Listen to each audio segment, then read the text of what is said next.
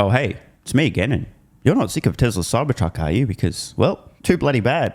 We're going to be watching another video, not the drag race in which the Cybertruck absolutely annihilates an F-150 Raptor, although, I mean, it does, and that is on screen now. Shout out to CarWow. They're doing a great job of milking the early access to Cybertruck. But CNBS have posted a fascinating video I've yet to watch, but seen some feedback saying it's quite interesting on why Cybertruck is so hard to manufacture. However, before we get to that, just a few important things. First of all, that was absolutely embarrassing to be the F-150 Raptor, which is known as a high-performance pickup truck. But I watched this video yesterday, and something truly fascinating. After the Cybertruck absolutely whooped the F-150 Raptor 6 ways to Sunday, an attempt to level the playing field. Does anybody notice something? Yeah, that's right. How's Cybertruck perform on a dirt road versus an F-150 Raptor with enormous unfair advantage? Well, I'm sure you can probably guess how this one goes, unless you're new to the channel, but how mind-blowing is this?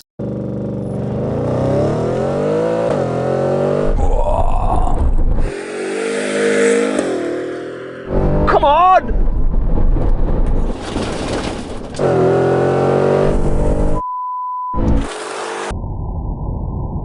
Safe to say, the Cybertruck leaves even the highest performance pickup trucks literally in the dust. By the way, again, great video, and I've got to give credit here to CarWow.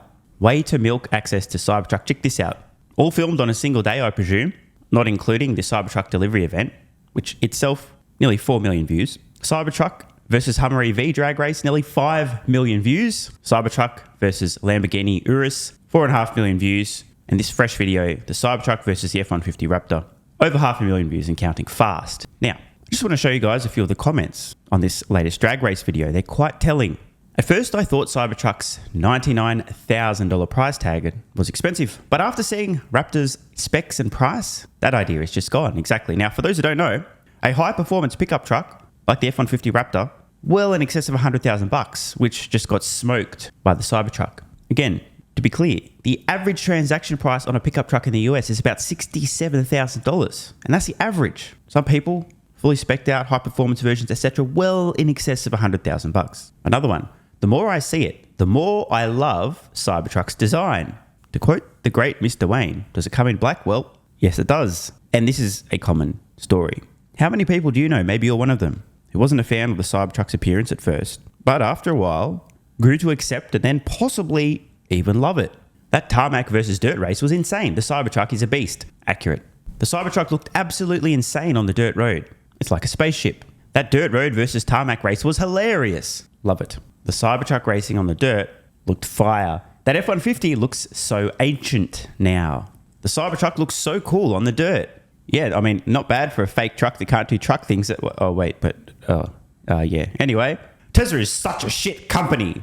Okay, that's enough of this. Move on, please. Somebody getting a little bit butthurt. 3,000 plus kilogram truck does 11.2 second quarter mile. Exactly. I don't care. The noise of that Raptor is worth the 4 seconds in the quarter mile. And try racing on a Baja type circuit and see who wins. Not even close. Oh, the irony, by the way. You guys know that Tesla did actually do the Baja. Oh, man, the cope, the denial, it's hilarious. These drag races are pointless. We already know the Cybertruck is fast and it beat Rivian, which used to be the fastest pickup truck ever. Stop wasting our time. Why is David so mad? These silly marketing stunts staged by Tesla are ridiculous. Let's only bring vehicles and do tests where we know Cybertruck will win. Bro. Holy shit, dude. Cybertruck's going to win against any truck of any kind ever, period.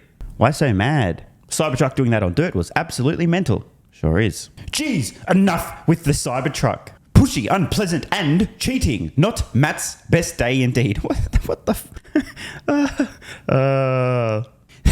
This is good. That stainless steel urinal is fast. But oh my god, it hurts the eyes to look at. At first, it looked odd, but the more I see the Cybertruck, the more I like it. All right, enough of the comments, but again, it's always worth going through these. There's a lot of truck fangirls in denial, and then there's also some people starting to come around to Cybertruck's aesthetic. Initially, they hated it, but the more they see it, the more they like it. Sometimes change is hard and change takes time. Just in case you guys missed it, I recently did an interview with the Tesla owner Silicon Valley. You can check that over on the channel. I'm sure you'll find it, and I'll pop a link in the description. Let's watch the CNBS video on why Tesla Cybertruck is so hard to manufacture.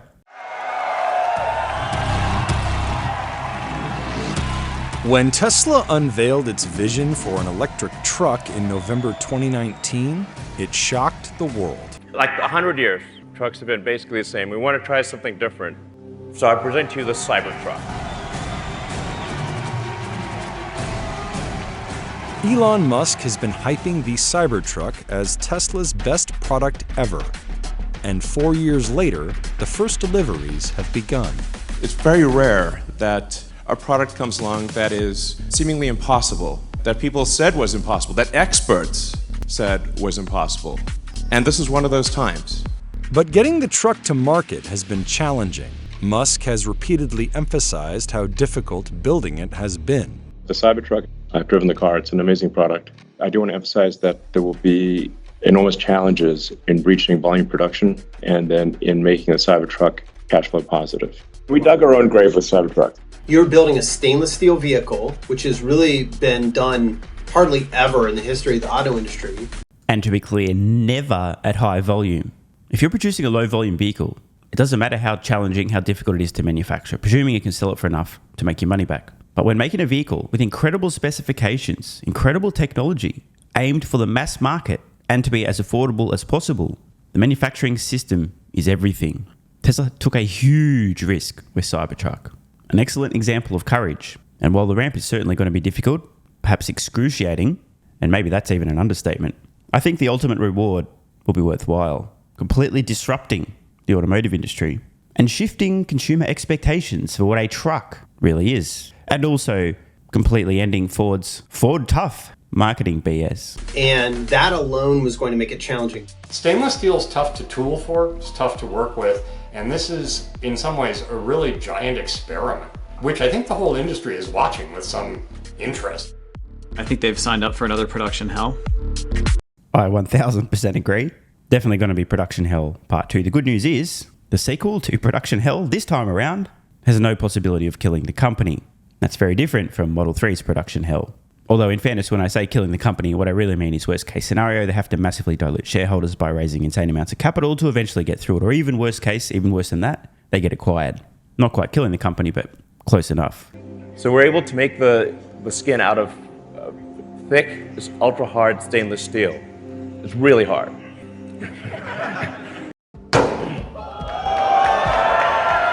It's ultra hard, cold rolled stainless steel alloy that we've developed. We're going to be using the same alloy in the Starship rocket and in the Cybertruck.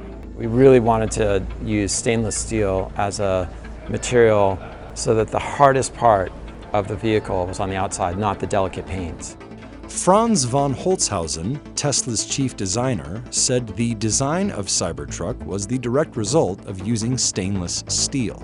You could only break form and form it in one direction. You can't do compound curves with the thickness of the stainless steel that we're using. So it really led us to a design that was really planar, really simplistic, and was also a chance to break the paradigm of what pickup trucks have been for the past 60 or 70 years. So Franz obviously is accurate in what he's saying here. The crux of his point is that the reason Cybertruck looks the way it does isn't because Tesla sat down to design something that looked unusual. It was a side effect of wanting to have a vehicle with an extremely durable exoskeleton to be comprised of the most logical material, stainless steel. A lot of people were confused when Cybertruck was first unveiled. And this is one of the driving factors behind my starting this YouTube channel. It was driving me fucking insane seeing people jumping to the false conclusion that Tesla had designed the Cybertruck, A, to look weird, make it look strange, make it look like a doorstop, a low polygon vehicle from 20 years ago in a video game. That was all a side effect of the material they selected. And the reason they selected that material was for toughness and durability. Almost everyone got this wrong. Don't get me wrong, Tesla certainly did their best within the limitations to make it look as cool and futuristic as possible. But if you are going to make a vehicle out of stainless steel like this, and one of the primary objectives is toughness and durability, it's going to have to look like this. Hence my video, Cybertruck is engineering genius, and will be copied. Because if you want a vehicle as tough and as utilitarian and as durable, you will need to copy, and while copying, you will need to end up with something that looks very similar to Cybertruck. Just comes down to physics. You can't shape stainless steel in the way you would body panels on a typical vehicle made of a different material. The look of the vehicle has been the topic of controversy. Frank Stevenson, who has designed vehicles like the BMW X5 and the updated 2000 Mini Cooper, is skeptical of its simplistic, aggressive design. So it's very almost an origami style of design. It's angular, it's hard, it's aggressive. It doesn't feel natural when you look at it. So I can only figure it's a view from Mr. Musk that he's looking at a future that isn't a very happy future, more of a... So I've got to jump in here. Look, let's just be honest here. The Cybertruck's aesthetic is masculine as This is neither good nor bad, just a fact. Strong, hard, angular, cold, sturdy, sharp, tough. That is a masculine aesthetic in a nutshell. As opposed to soft, gentle, sleek, curves, clearly much more feminine. As some guy with 3 first names pointed out a while ago on X, when reposting videos with a Rivian R1T parked next to a Cybertruck, cute couple. It's very obvious which one is the man. I mean, I ain't wrong. The R1T is a much more feminine design. Again, nothing right or wrong about that. It's just quite clear. Unless you're in denial, these are the facts. And as a result of these facts, those folks who, through effective marketing, were brainwashed into believing that their F-150 or comparable looking pickup truck was manly and tough, are now starting to come to the realization that when contrasted with the extremely masculine looking Cybertruck in both form and function, their conventional pickup truck is now the equivalent of a princess wagon. Now, some of them are having a hard time accepting this reality. The cope is strong. But this is what Cybertruck has done to conventional pickup trucks in terms of the aesthetic. This may trigger some people to say, well, these are just the facts. A bleak look to the future. When the Cybertruck was unveiled, it was slated to be delivered in 2021 and be reasonably priced. There'll be 3 versions, but it's gonna... So that's the price without any incentives. That's just like the price without any incentives. Several delays later, it is finally here with different specs and pricing. We saw them roll out several and hand them off to, beaming fan customers who made it down for the event. But the analysts are trying to get their heads around how much can we expect the company to produce and sell this quarter. Nobody really knows. I know. Ready? Approximately all. Since its debut, the Cybertruck has had a long and arduous road to production. Internal documents revealed how delayed the development of the truck was in 2022. Tesla had planned to have this vehicle start production in 2021. That didn't happen.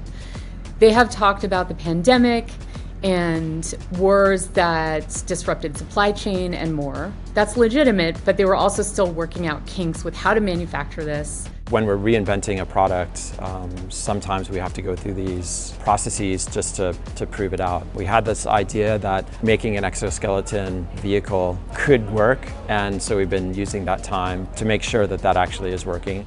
By June of 2022, Elon indicated that design was finally locked. The design at least finally is locked. We got too carried away. Nearly a year later, Tesla built its first Cybertruck at its Austin Gigafactory. The delays are no surprise. The new truck represents a major deviation from traditional automotive manufacturing process. This is more than 90% different, right? So that means you really have to reinvent the process. Actually, they did. They did a great job putting this together in such a short period of time. The automotive industry, traditionally, all the cars, no fundamental difference except style. The overall platform is essentially the same because they all borrow or learn from the past. So this is an important observation. Essentially everything about Cybertruck, in terms of its manufacturing system, is new, is different, and, dare I say, ultimately will be better. It takes a lot of courage to go out on a limb, to do something that's never been done before, knowing how much pain will be involved in developing the manufacturing systems and ramping this thing up to scale. And as the professor points out, automotive companies just continue to do what's always been done because change is hard, excruciatingly so, and apparently they don't like hard things. I can understand. The problem is, because they don't like hard things, Tesla's extremely long, hard thing is about to ruin them. I'm talking obviously about the Cybertruck, not anything else. But for real though, as I mentioned 4 years ago, my Cybertruck is engineering genius and will be copied video. In order for companies who produce trucks to offer a product with comparable features and functionality, including the durability of Cybertruck, they will need to copy its design. They will need to also figure out how to manufacture something made of stainless steel with an exoskeleton or they'll go out of business. Because eventually, consumers will come to expect comparable features and functionality to a Cybertruck for a comparable price. And if companies that aren't Tesla do not have a product on offer in the market for consumers to buy, they are toast. So you don't have to reinvent new tooling and new assembly sequence. So we actually had to come up with a special ultra-strong Tesla-designed steel alloy. This metal did not exist before. We needed something that you could actually manufacture, but have basically no corrosion, didn't need paint, but you can still make it in volume. Yeah, so just to be clear, Tesla, their team of material scientists, literally needed to use a material that had never previously existed, possibly not just on Earth, but anywhere in the universe. Another company would say, oh, that's a cool idea, but there's no material that would meet these specifications, therefore, too hard basket, let's not even try. Tesla's like, well, we're just going to have to invent a new fucking material, get to it, guys. But remember, Tesla is just a car company. Their vice president of materials engineering, Charles Kuhlmann, works for two Elon companies in this capacity. He works for SpaceX and Tesla, and they've collaborated on alloys before. Steel isn't uncommon in automotive. It's frequently used in panels and frames as part of the vehicle's structure. But Tesla's custom ultra-hard stainless steel could have added some unique challenges. Stainless steel is hard to work with. It's much, much, much harder than all of the grades of conventional steel, which... So obviously what he's saying is true, but also let's think about this. Much, much, much harder than conventional steel, which is one of the hardest metals on Earth. For some reason, Ford Tough is just coming to mind and making me laugh. Are work trucks meant to be tough and durable if you actually use them for work? Yes. Does it not then follow that you'd want to make one out of the toughest material you can possibly use? Yes. Has Tesla successfully done this? Yes. Are there any other companies who developed their own special stainless steel alloy to build a vehicle featuring a stainless steel exoskeleton and developed a manufacturing system? And oh wait, no, there's not. So let's move on. Which is what the bulk of vehicles today are made out of, including Tesla's high-volume Model 3 and Model Y. The presses that they needed were very unique presses, massive presses, and that is where a lot of the money would go. And you can't use these presses forever because they start to wear out. But for automotive, using complete body panel with a stainless steel is a new concept. Stainless steel in automotive has a brief history. Ford experimented with it in a few of its cars, but never put it into production. The DeLorean, first introduced in the mid-1970s and built from 1981 to 1982, was the first mass-produced vehicle with a stainless steel skin. So fact check, less than 10,000 DeLorean vehicles were ever produced. So, if you call a few thousand mass production, then yes, but personally, in my mind, the threshold for what I would consider a mass production vehicle would be many hundreds of thousands of units, not sub 10,000. The company went bankrupt after building fewer than 10,000 cars. DeLorean used stainless steel. They at least went to the trouble of using brushed metals, but the fit and finish, they had incredible problems with that as well.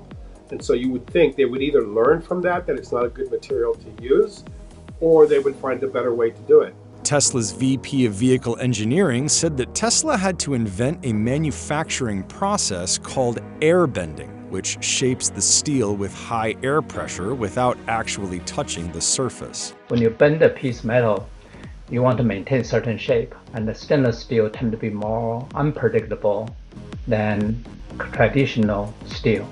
And if you get into higher strength level, they tend to be amplified. When they produce the panel, it will actually press it further than where it has to go because the steel will spring back.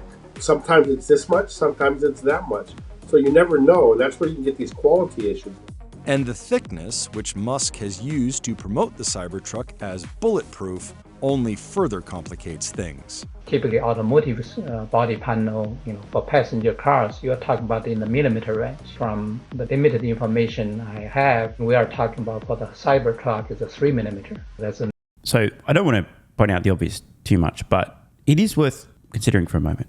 If you are trying to shape an exoskeleton for a vehicle with an extreme measure of precision, yet the material that you need to bend and shape and fit is so fucking tough that, as we can see on screen now, you can unload a 45 into it and at worst create a few pock marks, not actually pierce the exoskeleton. How in the flying do you figure out how to actually bend and shape this material precisely enough to mass produce a vehicle. The enormity of this challenge, only Tesla would be insane enough to take this project on. Yet 4 years later, first production vehicles have been delivered to customers and they're now ramping up. Incredible. And damn, the balls on this company. Factor of 9 in terms of stiffness. So definitely you need a lot more force and bigger press to do it. The flat and angular design is another issue, especially with regard to mass production. That form introduces tremendous complexity. One of the criteria I teach in my class is stability. A component has to be able to maintain design geometry upon some disturbance. You don't want those disturbances to introduce variability as you work on it, as you drive the vehicle. Stainless steel is very difficult to work with. When you cut it, all the mistakes basically show up. When you have a flat plane like that, it's really hard to hide the mistakes. In late August, Elon Musk sent an email to Tesla employees stating, "Due to the nature of Cybertruck, which is made of bright metal with mostly straight edges, any dimensional variation shows up like a sore thumb," and emphasized that all parts for the vehicle need to be designed and built to sub-10 micron accuracy. Now, some of you may be wondering exactly how long, how large, or how small is sub-10 microns? And in response to that question, all I would say is you'll have to contact one of the members of Tesla Q. And I'm not going to explain that any further. Elon has even mentioned that he wants everything to be even better fit and finish than anything else out there on the road. If he achieves the fit and finish level quality of any normal car, hats off to Tesla and hats off to Elon for managing to do it. Tesla has been using gigacasting, a manufacturing technique that creates large single-piece alloy castings that help simplify the construction of its cars. And the Cybertruck is likely to employ the use of it in its construction. The primary benefit essentially is a cost and parts complexity benefit, right? You can cast a larger proportion of the vehicle at one time, less complexity, less assembly, less cost. You can ensure uniformity for automotive industry, mass-produced products. That's very critical. The problem is that if anything goes wrong, even in the manufacturing process, now you have to scrap a huge piece. There was at one point a photo of an entire parking lot full of failed gigacastings.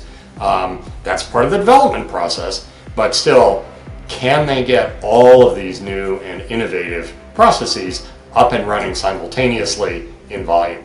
With the Cybertruck finally here, Tesla must now contend with scaling production. I think we'll end up with roughly 250,000 Cybertrucks a year, but I don't think we're going to reach that output rate next year. We'll probably reach it sometime in 2025. That's my best guess. This is scaling a type of vehicle that's never really been done before, and several other technologies that likewise nobody else in the industry has yet tried. Yeah, this is true and important. It's not just one innovation. It's not just the exoskeleton, the 48-volt architecture, and a bunch of other things that have never been done before in a single vehicle. Musk was right when he jokingly pointed out that Tesla have dug their own grave with Cybertruck. That's the price a company pays for incessant, aggressive innovation. And as I mentioned earlier, the good news is this time around, even if Tesla experiences production hell part 2, it won't kill the company, meaning they can take this risk. And at the same time, Tesla can take this risk and completely change what a truck is and should be. All of Tesla's so-called competition, either EV startups who are bleeding billions of dollars per year, in some cases billions of dollars per quarter, they can't afford to take these kind of bet the company risks, nor can legacy automotive manufacturers who are currently and will continue to bleed billions, tens of billions of dollars per year trying to transition to electric vehicles. In essence, Tesla has their foot on the throat of the entire industry when it comes to trucks. But I have every confidence that they'll get it done. Probably 6 months from now, you'll start to see volumes increase a little bit. And then a year from now, you'll be getting to something at a higher level. It would not surprise me, however, if the Cybertruck ended up being a seller that was more on the par of the Model X volumes. What the bro? I'll just say it would surprise me. Model X, geez, per year, if you're lucky, a few tens of thousands. Why is it that people just seem to ignore the known fact that Tesla has in excess of 2 million reservations for Cybertruck? Now, obviously, they're not all going to follow through to purchases and That's international, so it includes the US and other countries where they're not even producing them, at least for now. But can people not extrapolate? We know pricing, we know specs. We know that Cybertruck is competitive within the pickup market, but offers far more value for money in its price range. We know that for every one reservation that exists now, despite the fact that some people won't follow through, many new orders will flow through after that. How on earth can you possibly think this is a vehicle whose volume per year isn't going to be in the hundreds of thousands, but in the low tens of thousands? Oh, that's right, because it looks different. Besides the difficulty in manufacturing, battery cell production could also be a limiting factor. Shout out to the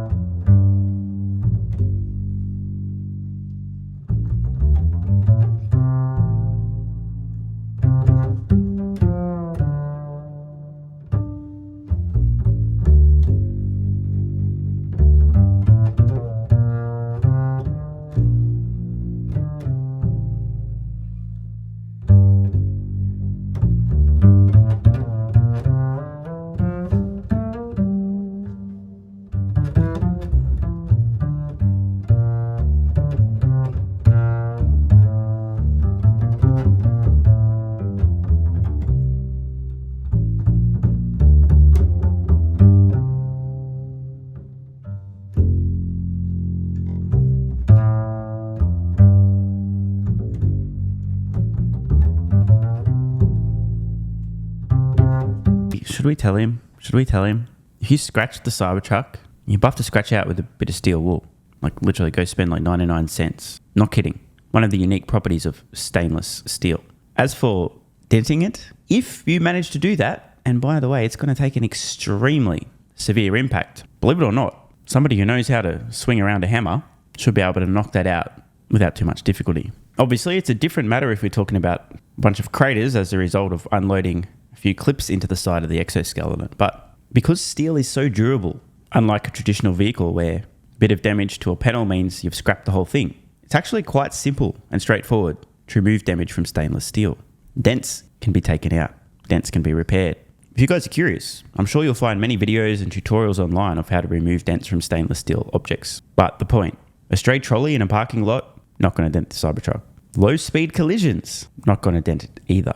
And if you do manage to cause an issue, scratch it up severely, some dickhead tries to key your Cybertruck, a 99-cent piece of steel wool or whatever you guys call it in the US, you can buff it out yourself. I'm not kidding.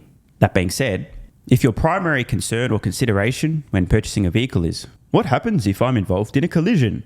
And you're asking that question not in the context of safety, but vehicle repairs, in my opinion, you're doing it wrong. But hey, that's just me.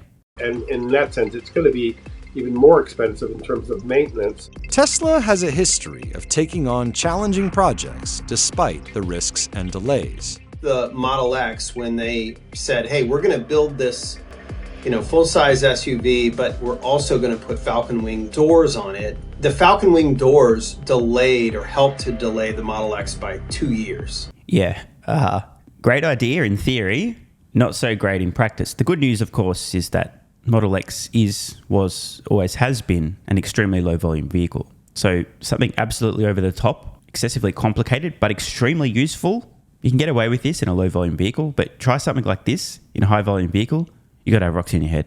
I think that what this really shows is that Tesla as a company is still not afraid of taking risks and not afraid of failing on occasion. But with the first vehicles in the hands of customers and Cybertrucks debuting in Tesla showrooms, the company appears to be making progress. I kind of wonder if the combination of extreme design and an extreme and new material to make the vehicle out of, in a new factory with a new workforce, no less, will prove to be a very long-term drag on the company getting itself up to speed. Even with all of those things stacked against it, it is going to be a kind of iconic vehicle in the sense that nothing else looks like it, and probably will give Tesla some cachet for sure. This Obviously true, but I just want to expand on this. Nothing else looks like it, nor can anything else offer comparable features, functionality, utility, and performance for a comparable price. vehicle has the chance to be something really radical in a pretty normal space. And it's incredibly functional. It's not just the way it looks, as functional as. There we go. I spoke too soon. Francis is pointing out it's not just the unique aesthetic. It's equally unique in terms of what it offers, in terms of functionality. And on screen now, I mean, check this stuff out, right? We've got 3 Princess wagons here and this absolute beast, putting them all to shame. As any of its competitors, if not more. I think it's our best product. I think it's the most unique thing on the road. And finally, the future will look like the future. Shout out to one of Musk's sons for that saying, who once asked Elon, why doesn't the future look like the future? Now, I just want to end on this final note. It really will take time before many people get used to Cybertruck's aesthetic.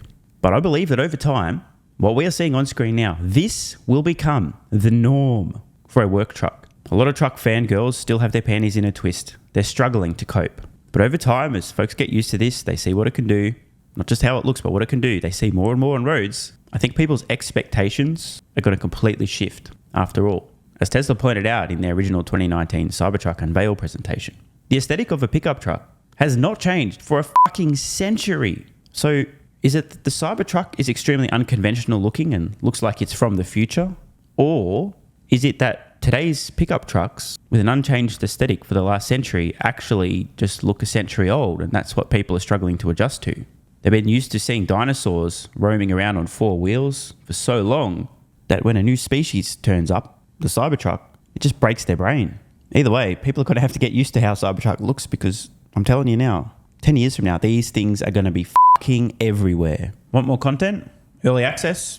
Bunch of perks? Click the links in the pinned comment. AG1 has given me a massive, meaningful boost in energy, allowing me to do a lot more every day, including using my brain more and using my body more. I highly recommend you guys and girls check it out. It's an excellent way to fill in nutritional gaps. It's got 75 high-quality vitamins, minerals, and whole food source nutrients, plus prebiotics and probiotics and digestive enzymes and adaptogens to help you deal with stress. Plus, if you click the link in the pinned comment or head to drinkag1.com/SMR, you can get yourself a 1-year free supply of vitamin D3 and K2. But don't take my word for it. Here's what some of you guys and girls have to say. AG1 has changed my life.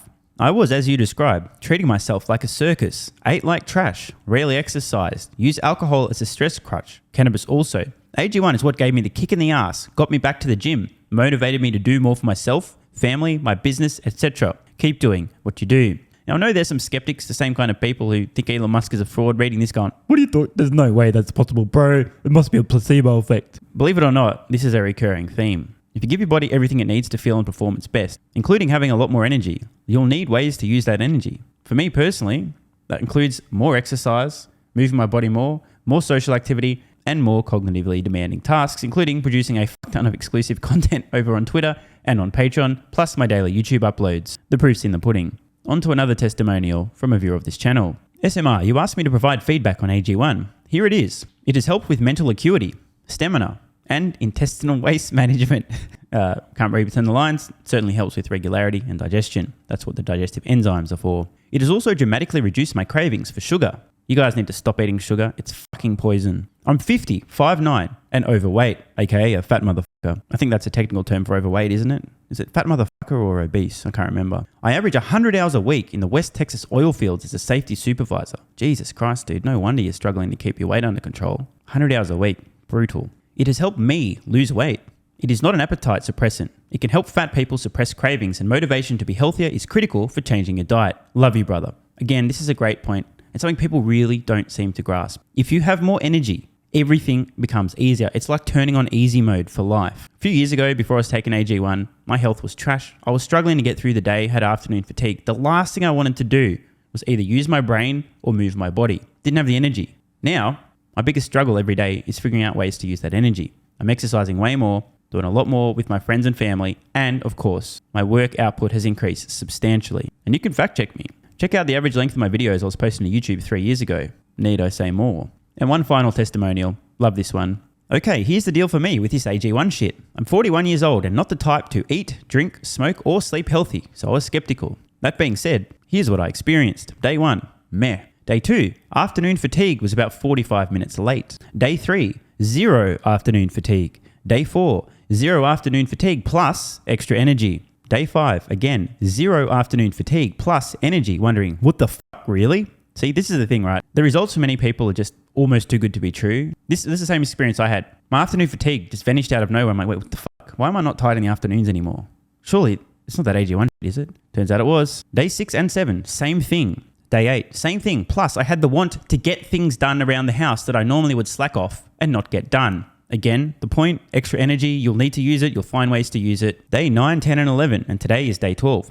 I fucking love it. So however you managed to get me to buy it, I'm so glad you did. Thank you so much, SMR. It really changed me so far. Guys, this shit really works. Just try it. By the way, this is the reason I continue to relentlessly promote AG1. A lot of people get real fucking mad in the comments. Oh my God, Snake Oil Salmon's sold out. Oh my God, he's a scammer. This is fraud. But constantly, I'm pretty sure everyone making these comments is also currently short Tesla stock. I'm not particularly concerned about people having a negative perception, those folks suffering from small brain syndrome, still living in my bum's basement syndrome, etc., writing mean comments, claiming AG1's a scam or it doesn't work. I mean, bro, when I get feedback like this is what keeps me going. Just try this stuff for a month, and if you don't get these results, get your money back. See, it's a literal no-brainer. It's an IQ test at this point in time. Testimonial after testimonial after testimonial like this. Get your money back if it doesn't work. Just try it for a month, and if it doesn't work, get your money back. Today's the day. It's finally time. Be like this guy who was a massive skeptic, but finally, after 1,000 promotions in a row, caved in, tried AG1, and has results like this. Head to drinkag1.com/SMR or click the link at the pinned comment, and please,